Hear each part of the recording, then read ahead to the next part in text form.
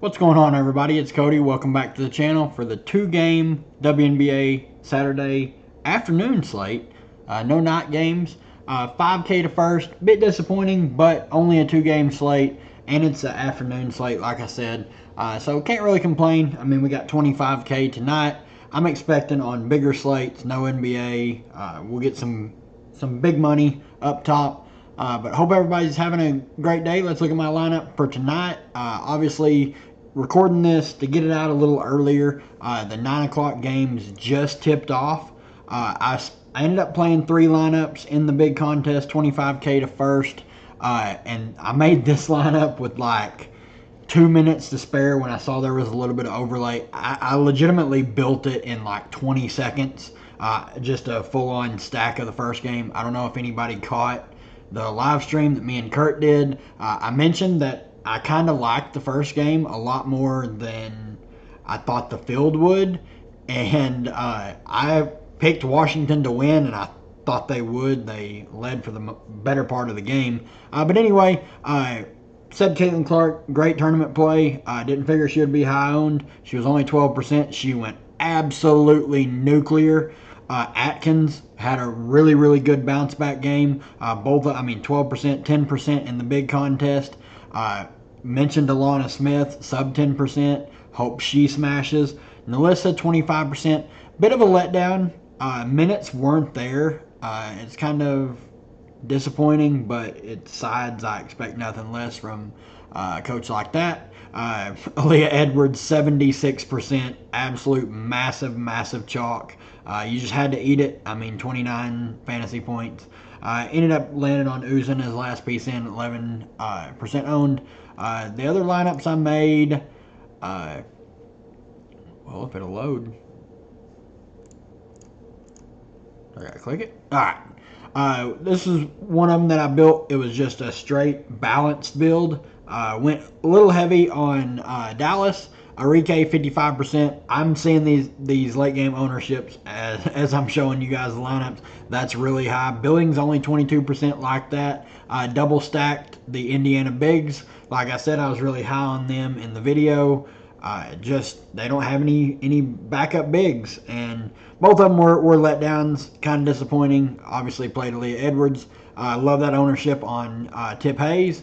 And my third lineup, it was my Asia lineup. Well, it's still, here we go. This is the Asia lineup. Asia, 56%. All right, well, I was expecting something like that. I did play Yuru, 3%. I think she's going to have to play a lot. I hope I look like a genius. And she plays 15 to 20 minutes and wins me a ton of money. I loved the backcourt for Seattle here. Lloyd, Diggins Smith played both. Both of them, both sub 10% owned. Absolutely love that. Hope that game goes nuts. But that's all I got for you on the look back. Odds, they only have the one game out for tomorrow. The Dream and Sky. Dream are 1.5 point favorites. Over under 159. I believe Connecticut's a 1.5 or 2 point favorite here in this game. Obviously don't have any way of showing you guys because it's not there right now. But let's break these teams down and then we'll get out of here. On the Liberty side, Stewie at the top, 12K. Absolutely no issues if you want to play her. Going to play high 30s minutes, assuming this game stays competitive, like I think it will. Two of the best teams in the league. They just don't have the bigs, with Sabali still out, already ruled out. Love Stewie at the top at 12K. It is a tough matchup, so there is merit to fading her. It's just really tough because anytime you get one of the best players in the world playing big minutes, it's hard to fade. Sabrina, I am expecting Sloot to be out again. She is doubtful to play for personal reasons. If she's out, obviously an uptick to Sabrina, who has had 2 of her worst games in the games that Sloot missed, and obviously it typically means a significant peripheral boost for Sabrina, and hasn't. Those 2 games, I would still really like her. The matchup is not the best. She's going to have Dejanay all up in her business. Jonquel Jones, 9,700. Revenge game for her. If you buy into that, like I said, I've never really bought into it. Not the best games these last two times out, but she did not get in foul trouble and played 34 minutes. If she stays out of foul trouble guarding Brianna Jones, I'm expecting mid-30s minutes, but there is always foul risk with her. Just part of playing her in DFS. Benajelani, perfectly fine playing her. She's going to play mid-30s minutes. They're going to run a really tight rotation with the players that are out. She has upside when she scores double figures. She's fine at 7,800. Not someone I'm prioritizing, but have no issues as a last piece in. Kayla Thornton, 6,100. She only saw 26 minutes. She did not play well at all. Shot 2 of 9. She's solid for value. I would assume if she plays well, she's going to push low 30s minutes. But as you can see, if she doesn't play well, they will limit her a little bit. Fibich was the revelation off the bench. It was her, not Burke. I mentioned it in the Discord that those were the two that you could take chances on. She shot 3 of 7, but was everywhere on the court. 9 boards, 5 assists. Great game from her. She's in play for value off the bench. I would expect them to go with a hot hand, but she's not bad. She can shoot it, and she has a smooth stroke. I really like her game. She's a big, lanky player. I have no issues playing her for value. I would actually prefer her to Burke. Burke's just not someone I'm ever excited to play. I mean, she's in play for value because she's gonna play low teens minutes with the potential to play more if she plays well. She's fine. No real interest in Davis or Docic. On the Connecticut side, AT at the top, 11-5. She's not going to be limited this game, I promise you. Unless there's foul trouble, she's going to be out there probably the entire game because they always have something to prove when they play the best teams. People always discount the Sun. AT always brings it. She's going to be guarding Stewie, so there is a little bit of foul risk, but it's AT. You take what you get with her. She's one of the few that has triple-double upside every time she takes the court. Absolutely no issues playing her at a discount, honestly, at 11-5. Bonner, 9,800, is going to get Benajelani Gardner, so it's not the best, and she's been better shooting the ball. She's not shooting the 3-ball great all season. Been good of late compared to how she started. Big scoring upside. If the peripherals are there, she can post a big score. More of a contrarian play, in my opinion. Brianna Jones, 8,500. Minutes ticked down this last game. She did not play well. Only put up 20 fantasy points. The price seems a bit low if she's going to play normal minutes and battle it out with Jonquel. It should be a great battle. Who could stay out of foul trouble? We'll see. Don't mind her for tournaments. Dejanay dropped to 7,500. She's fine. She's in play for tournaments. Minutes alone keep her in play. She can shoot the ball well. She's going to get some peripheral stats. If she scores in double figures, she can post a good fantasy game. Harris is fine. She's going to play low 30s minutes no matter what. If the game blows out or not. This is the one game that blew out that she did not. And it was just because they were winning by 1 million and they only played the bench. She has upside if the shot's falling. She's been getting the peripheral stats, so 6,800 is steep, but I think she's in play. Veronica Burton is on this team. I'm not sure what to make of it. It's just another guard that's coming off the bench. She was not a very good fantasy point per minute player last year with Dallas, but she's a great defender.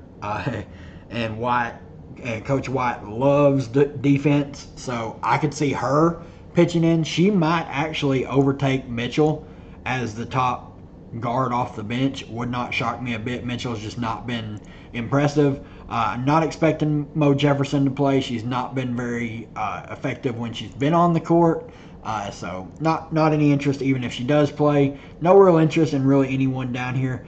You might take a shot on Burton if you're making a bunch of lineups and hope that she enters that guard off the bench role and gets 15 to 20 minutes.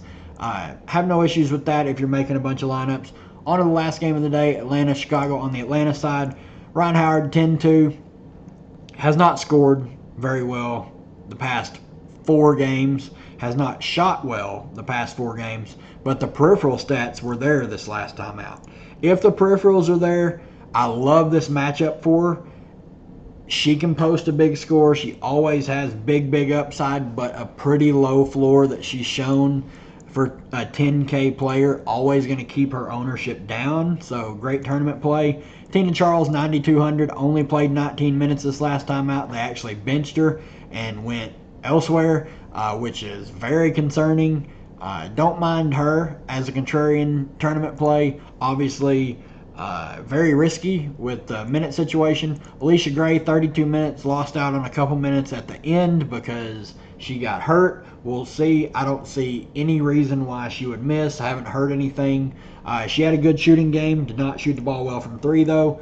Grabbed a couple boards. She's pretty scoring dependent, but at 8,800, don't mind taking shots on her for tournaments if you want.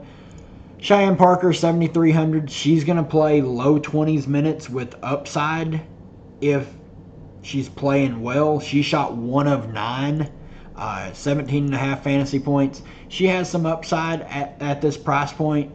It's just hard to play her because the minutes are so low with her. That's her biggest downside. But for tournaments, you can take stabs on her. Aerial Powers, man, so close to winning me another Queen of the Court seat. Love the usage that she gets when she's on the floor. She's playing close to 20 minutes a game. She's getting a bunch of shots up. She's not shot the ball well these past 3 games. She gets some peripheral stats. Fine with her at 5,800, but I don't think she's needed for value. I think there's better value on like the New York side, and we're going to talk about some value with Chicago. Haley Jones, just no interest whatsoever. Minutes are right about 20. She played 24 minutes and had 1 fantasy point. Holy hell, I didn't even know that. Nas, 4,300, played 17 minutes, 8 fantasy points. She has some upside, but like I said, with Powers, I would much rather pay the extra and play Powers. I don't think either are really necessary. Same with everyone else down here. Coffee, Kabaj, Dangerfield, and me here. Just not anyone I'd ever play over the value on the New York side. Moving on to Chicago. This is where we do have some news. Reese up to 9,500. Had by far her best game of the season last time out. 17 shot attempts. Only converted 5 of them. Shot 6 of 8 from the free throw line. That is really good to see. Double machine. 5 steals. Wouldn't expect that again. But 16 real life points. She has 20 real life point upside if she can start converting some of her shots. She's just shot abysmally from the field. Really needs to pick that up. But she can pay off 9,500. It's a good matchup. I don't mind paying up for her to get different. Mabry, 9,300. The price went down because she had her worst game of the season. Did not get very many peripheral stats and only took 7 shots. That's not ideal. I love her as a bounce back candidate for tournaments. Kennedy Carter, price keeps coming up to $8,300. She's playing high 20s minutes with the potential to play into the low 30s in my opinion. When she's playing well, she's just putting up massive shots. I have no issues playing her. She's just the Energizer Bunny off the bench. She plays like she's in fast forward. It's ridiculous. Don't mind her. Elizabeth Williams is already ruled out for tomorrow. So we'll have some value down here that we'll talk about here in just a second. Dana Evans, 7,100. Back-to-back really bad games. Her usage has just really fallen off a cliff. Her minutes have fallen off a cliff. So that really concerns me. If she's not playing well, they will insta-hook her and just go to Carter, who's the plug off the bench. So she's very, very, very shaky at 7,100. Probably not someone I would have in any lineups. You just can't trust her.